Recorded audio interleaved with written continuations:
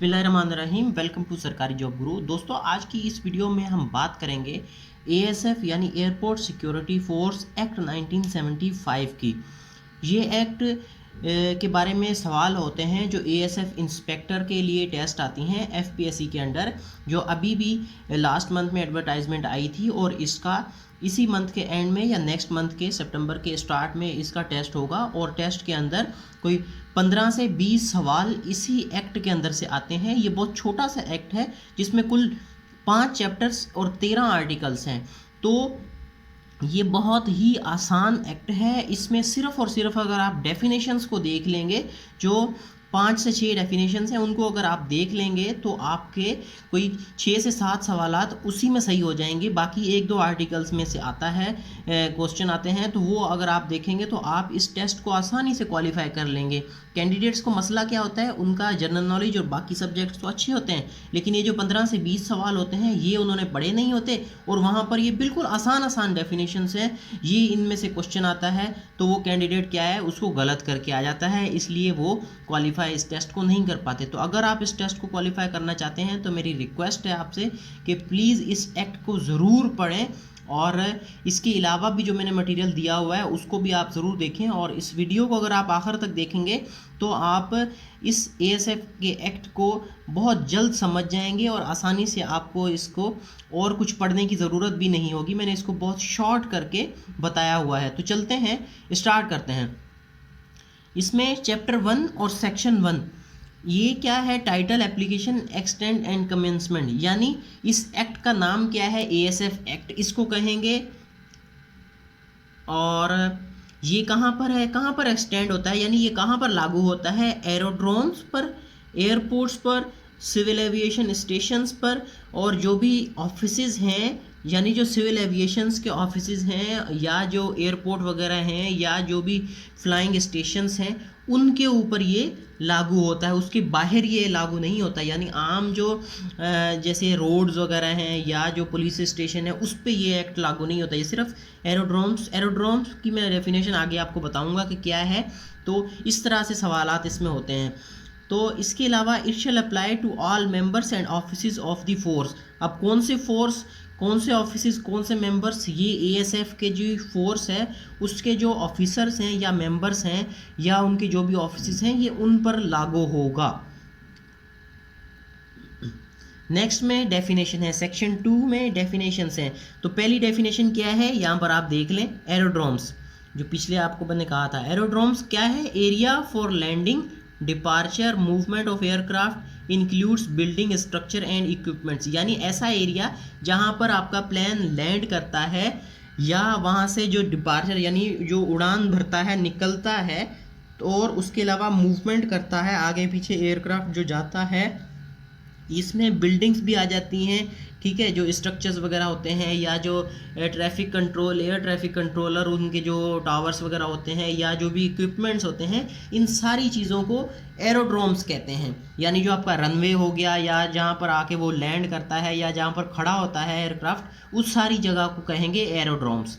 उसके अलावा एयरक्राफ्ट तो आपको पता है प्लेन को कहते हैं। इसके अलावा भी वो बात कर रहा है, अ machine which derives support in atmosphere from reaction of the air, यानी हवा के दबाव या रिएक्शन के खिलाफ जो चीज़ भी ऊपर जा रही है उसको हम एयरक्राफ्ट कहते हैं, जिसमें बलून भी आ जाते हैं, एयरशिप भी आ जाती है, आपकी काइट भी आ जाती है, ठीक है, ग्लाइडर्स या फ्लाइंग मशीन्स, जितनी भी ये चीज़ें आती हैं ग्लाइडिंग के लिए जो यूज़ होती है, या जो पैराशूट्स वगैरह हैं, ये चीज़ें क्या है, इनको क्या कहता है, एयरक्राफ्ट कहता है। अब देखें, एयरक्राफ्ट का अगर वहाँ पर क्वेश्चन आ जाता है, आप सिर्फ एरोप्लेन को ऊपर टिक कर देते हैं और बैलून वगैरह को आप नहीं करते, तो ये आपका सवाल गलत हो जाएगा। अब देखिए कितनी आसानी से आपको ये डेफिनेशन मिल गई कि एयरक्राफ्ट को क्या क्या, किस किस चीज़ को एयरक्राफ्ट कहते हैं। तो ये होता है, डेफिनेशन से फ़र्क पड़ता है। एयर सर्विस का मतलब ये है कि service of aircraft for any purpose of civil aviation, यानी सिविल एविएशन, जो हम जहाज़ की उड़ान भर रहे हैं या जो पैसेंजर्स वगैरह को आगे पीछे कर रहे हैं, तो उनकी जो सर्विस एक दे रहा है, यानी जैसे एक बस सर्विस होती है, इसी तरह ये एयर सर्विस जो है ना, इसको ये कहते हैं। उसके अलावा एयर साइड क्या है, movement area of an aerodrome, building controlled by the force, ठीक है, जहाँ पर भी जो एरोड्रोम है, जैसे मैंने आपको बताया, यानी जहाँ पर रनवे वगैरह हो गई या जो बिल्डिंग्स हो गई, ठीक है, तो उसमें जो मूवमेंट एरिया है जहाँ पर फोर्स अपनी मूवमेंट करती है, ठीक है, या जो आगे पीछे जाने की जहाज़ों को मेंटेन करने के लिए जो उनकी मूवमेंट का एरिया है उसको बोलेंगे एयर साइड, ठीक है, जहाँ पर भी प्लेन मूव होगा या जो दूसरी चीज़ें छोटी गाड़ियाँ जो होती हैं वो मूव करेंगी तो उसको कहेंगे air side. Competent authority, competent authority कौन है? जो ऑफिसर डेजिग्नेट करते हैं, फेडरल गवर्नमेंट ने जिन ऑफिसर को वहाँ पर लगाया है, जहाँ पर जो उनकी ड्यूटी है, तो वो है कॉम्पिटेंट अथॉरिटी। अब वो कौन सी कॉम्पिटेंट अथॉरिटी होगी? वो ज़ाहिर है एएसएफ की जो अमला होगा, जो इनके ऑफिसर्स होंगे, जो इनके मेंबर्स होंगे, वो है कॉम्पिटेंट अथॉरिटी। वहाँ पर दूसरी अथॉरिटीज़ भी होती हैं लेकिन वो यहाँ पर कॉम्पिटेंट अथॉरिटी नहीं होती। जैसे एफआईए के लोग होते हैं या पुलिस होती है तो उनकी वहाँ पर कॉम्पिटिशन नहीं है। कॉम्पिटेंट अथॉरिटी मतलब उनके पास अथॉरिटी वहाँ पर इतनी नहीं होती, तो ये लोग वहाँ पर ऑथराइज्ड होते हैं।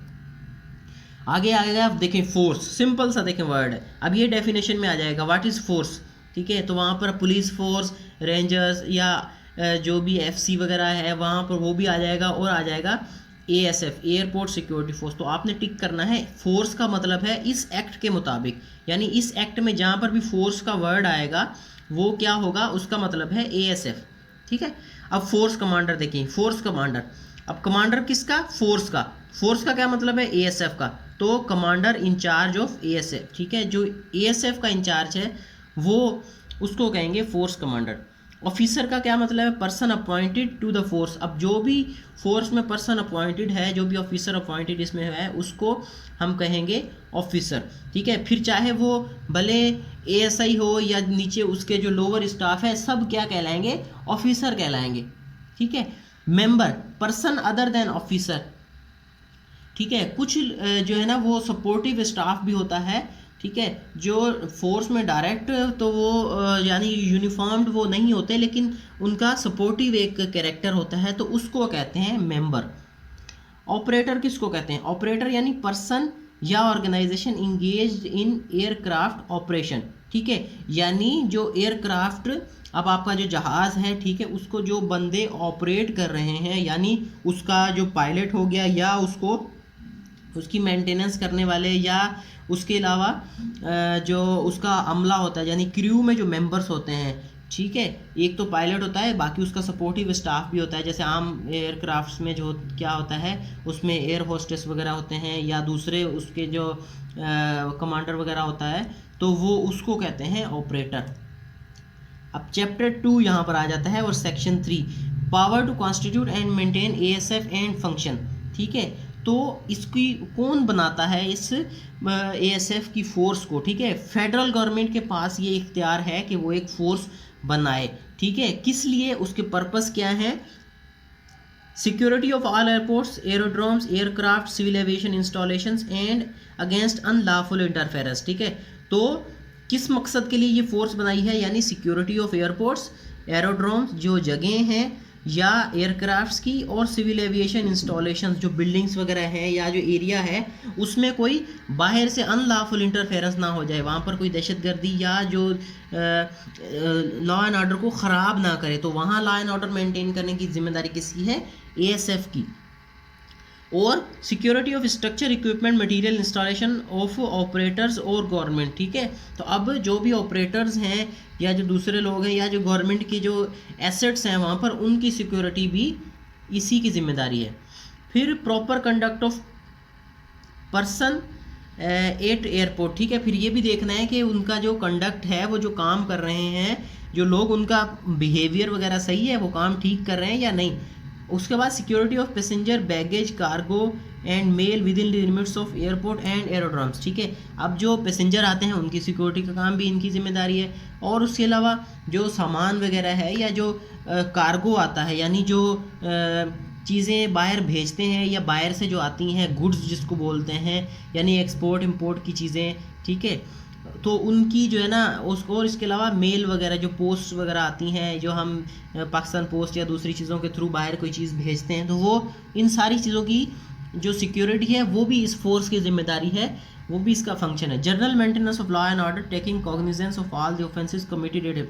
उसके अलावा general maintenance of law and order, ठीक है, लॉ एंड ऑर्डर भी वहाँ पर मेंटेन हो। ऐसे नहीं कि वहाँ पर लोग जो है ना वो कोई गलत काम कर रहे हैं, जो कोई ऑफेंस वहाँ पर हो रही है, यानी जैसे कि FIA वाले पकड़ते हैं, जैसे कि लोग ड्रग्स वगैरह लेके जा रहे होते हैं बाहर, ठीक है, तो गैर कानूनी चीज़ें वहाँ पर हो रही होती हैं, लेके जा रहे होते हैं, तो उनके साथ साथ ASF की भी ये जिम्मेदारी है कि वो इस चीज़ का ख्याल रखें। कॉन्स्टिट्यूशन ऑफ एयरफोर्स, यानी ये फोर्स बनती कैसे है, ठीक है, या कौन कौन से लोग इसमें हैं। हेड ऑफ द फोर्स कौन है, फोर्स कमांडर, जैसे मैंने पहले आपको बताया था, फोर्स कमांडर जो है वो हेड ऑफ द फोर्स है इसका। तो DGFA जिसको ASF जिसको कहते हैं, तो वो कौन उसको अपॉइंट करता है, उसको फेडरल गवर्नमेंट यानी वफाकी गवर्नमेंट उसको अपॉइंट करती है, सूबाई नहीं करती, ठीक है। ऑफिसर सेल रिसीव पे पेंशन, ये तो जैसे ऑफिसर्स को पे पेंशन और सारी चीज़ें मिलती हैं, अलाउंस वगैरह और रिम्यूनरेशन वगैरह, और इसके जो जितने भी ऑफिसर्स हैं उनको यूनिफॉर्म लाजमी पहनना है। फिर एडमिनिस्ट्रेशन, ये तो हो गया कॉन्स्टिट्यूशन, ये है एडमिनिस्ट्रेशन। सेक्शन 5 क्या बताता है, एडमिनिस्ट्रेशन। अब उसमें ये क्वेश्चन ये भी आ सकता है, सेक्शन 5 इज़ अबाउट, या सेक्शन 5 टॉक्स अबाउट, आप लिखेंगे एडमिनिस्ट्रेशन ऑफ द फोर्स, यानी फोर्स को एडमिनिस्टर कैसे करना है, चलाना कैसे है, ठीक है।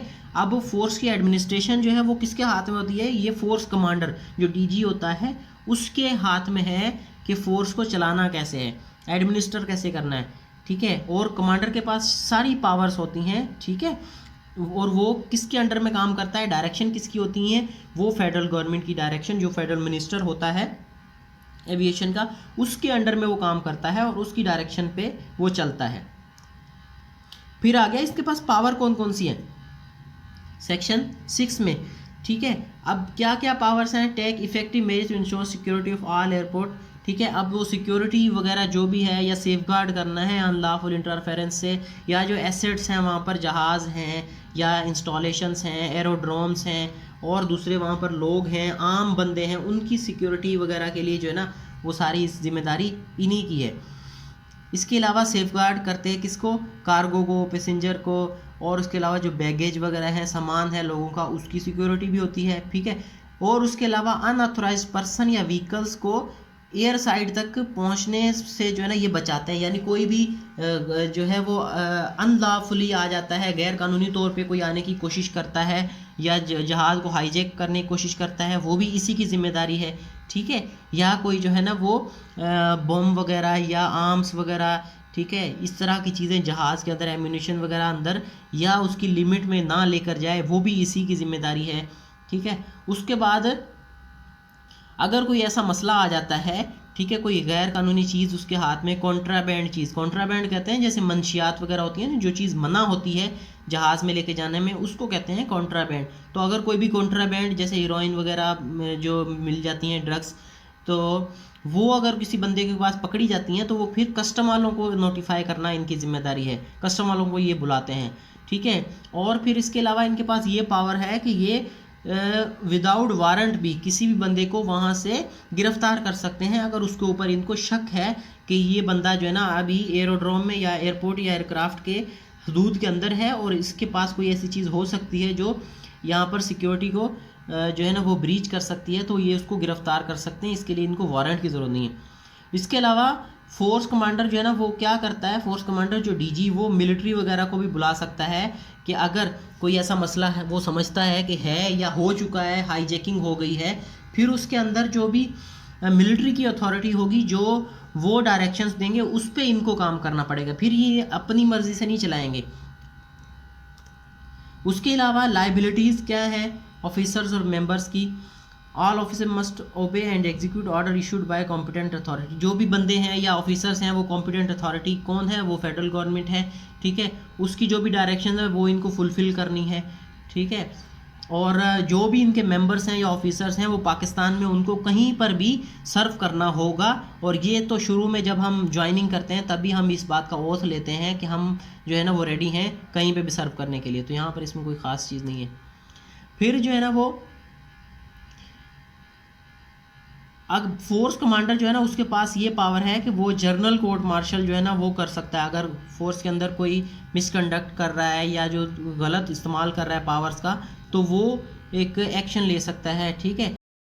अब 7B में कहता है consequences of sentence of imprisonment, यानी अगर कोई बंदा 90 दिन तक उसको इम्प्रिजनमेंट हो गई है, जेल हो गई है, ठीक है, तो वो बंदा फोर्स से क्या हो जाएगा, डिसमिस कंसिडर किया जाएगा, यानी उसको डिसमिस कर दिया जाएगा।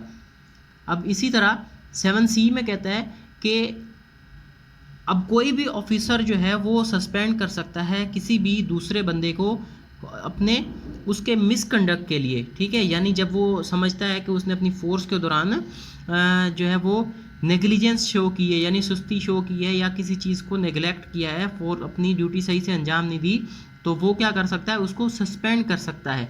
फिर आगे 7D में कहते हैं प्लेस ऑफ इम्प्रिजनमेंट, ठीक है। अब बंदा कोई भी अगर उसको सज़ा हुई है, जेल हुई है, वो कितनी है, 90 दिन तक है या उससे कम है, ठीक है, तो वो तो फोर्स से डिसमिस उसको करार दिया जाएगा जैसे पहले बात की, और उसको नियरेस्ट जो कोई भी जेल होगी उसमें उसको बंद कर दिया जाएगा, ठीक है। If not dismiss then he may be confined in quarter guard as force commander feel it, लेकिन अगर उसको डिसमिस नहीं किया जाता फिर उसको किसी भी कोर्ट गार्ड में या फिर किसी भी क्वार्टर वगैरह में उसको कन्फाइन कर दिया जाएगा, यानी जैसे उसको नज़रबंद कर दिया जाता है किसी भी शख्स को कि वो अपने सिर्फ घर में रहेगा, घर से बाहर नहीं निकलेगा, कोई भी एक्टिविटी नहीं करेगा, और ये किसकी सवाबदीद है, ये फोर्स कमांडर की सवाबदीद है, अदरवाइज़ वो उसको जेल में भी बंद करवा सकते हैं। 7E में क्या कहते हैं, कैप्चर ऑफ डेजर्टर, मतलब कोई बंदा अगर विदाउट लीव या अपनी जो ड्यूटी है उससे गुम हो जाता है कुछ दिन के लिए, ठीक है, बगैर बताए बगैर लीव लिए, ठीक है, तो अब वो क्या करेगी, जो चीफ सिक्योरिटी ऑफिसर है वो क्या करेगा, रिटन इन्फॉर्मेशन देगा सिविल अथॉरिटीज़ को, यानी पुलिस वगैरह को, कि भाई इस बंदे को पकड़ो, ठीक है। अब वो क्या वो करेंगे, फिर पकड़ के उसको मजिस्ट्रेट के सामने पेश करेंगे, ठीक है। अब मजिस्ट्रेट कौन सा होगा, वो इस फोर्स का होगा, यानी ASF फोर्स का होगा। अब कोई भी ऑफिसर जो पुलिस ऑफिसर है वो उसको बगैर वारंट के गिरफ्तार कर सकता है और वो उसको मजिस्ट्रेट के सामने पेश करेगा।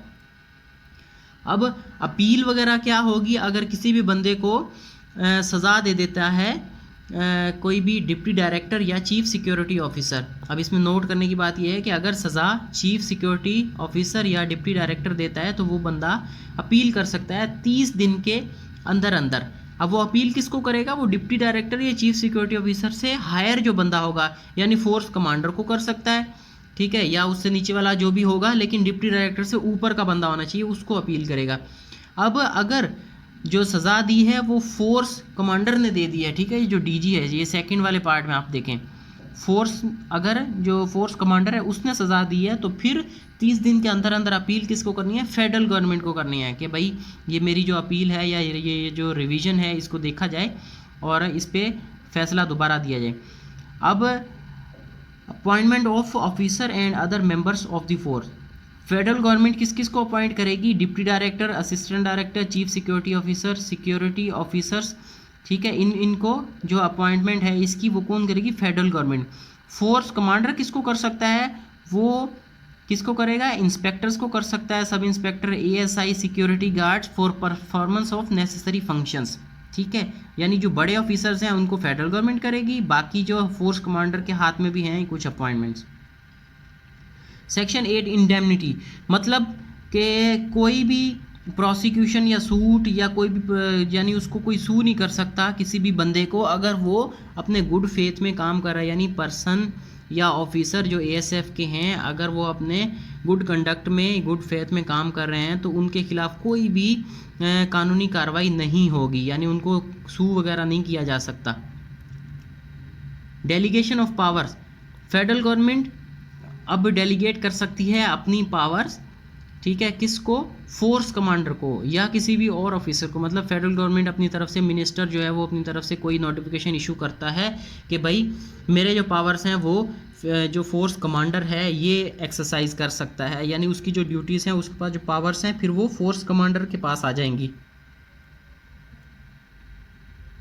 अब फोर्स कमांडर भी जो है वो इसी तरह अपने से नीचे वाले जो हैं उनको पावर्स अपनी डेलीगेट कर सकता है। मिसाल के तौर पे फोर्स कमांडर कभी छुट्टी पर है, ठीक है, फिर वो राइटिंग में एक लेटर लिख के दे देते हैं कि भाई मैं इतने दिन के लिए छुट्टी पर हूँ, अब मेरे नीचे वाला जो है वो फोर्स कमांडर के जो फ़राइज़ हैं वो सर अंजाम देगा। तो इस तरह से ये डेलीगेशन इसको कहते हैं, डेलीगेशन ऑफ पावर। अब power to make rules, force commander बना सकता है कौन कौन से पावर रूल्स बना सकता है, वो जो फंक्शंस और पावर्स जो हैं वो अपने से नीचे वाले ऑफिसर्स की उनको रेगुलेट करने के लिए बना सकता है। अब उसके अलावा जो उनकी रिम्यूनरेशन है या सैलरीज़ हैं या उसके अलावा दूसरे जो भी उनको अवार्ड्स वगैरह देने हैं उसके बारे में जो रूल्स हैं वो फोर्स कमांडर बना सकता है। अब इसके अलावा जो रेगुलेशंस वगैरह हैं या और कवानीन जो जितने टाइम जिनकी ज़रूरत पड़ती है वो भी फेडरल गवर्नमेंट को नोटिफिकेशन में लाते हुए फोर्स कमांडर जो है वो बना सकता है। अब रिपील का मतलब ये है कि जो पुराने वाले जो ऑर्डिनेंस थे, यानी किसी भी एक्ट से पहले वो ऑर्डिनेंस होता है जो टेम्परेरी होता है। अब ये एक्ट जब आया एयरपोर्ट सिक्योरिटी फोर्स एक्ट 1975, तो इससे जो पहले वाला था एयरपोर्ट सिक्योरिटी फोर्स ऑर्डिनेंस, वो क्या हो गया, रिपील हो गया, यानी वो ख़त्म हो गया। तो अब उसकी ज़रूरत नहीं है, अब ये वाला चलेगा। तो ये था ASF एक्ट 1975 के बारे में। मैंने मेन जो उसमें आर्टिकल्स हैं, सेक्शंस तो हमने सारे ही पढ़ लिए 13, और इसके अलावा डेफिनेशंस जो आती हैं प्रीवियस पेपर्स में वो मैंने देख के यहाँ से आपको समझा दी हैं। तो आप अब इसको अच्छे से तैयारी करें, और ये इंशाल्लाह टेस्ट में इसके 15 से 20 क्वेश्चन आते हैं, और 15 से 20 क्वेश्चन FPSC के टेस्ट में डिफाइनिंग होते हैं आपके लिए। आपकी जो सिलेक्शन और जो आप इस टेस्ट को क्लियर करने में ये बड़ा ही कारआमद साबित होते हैं। तो अगर तो ये वीडियो आपको पसंद आई है तो प्लीज़ इसे लाइक करें, इस पर कमेंट्स करें और इसे दोस्तों से शेयर भी करें, और हमारे चैनल को ज़रूर सब्सक्राइब करें। Thank you.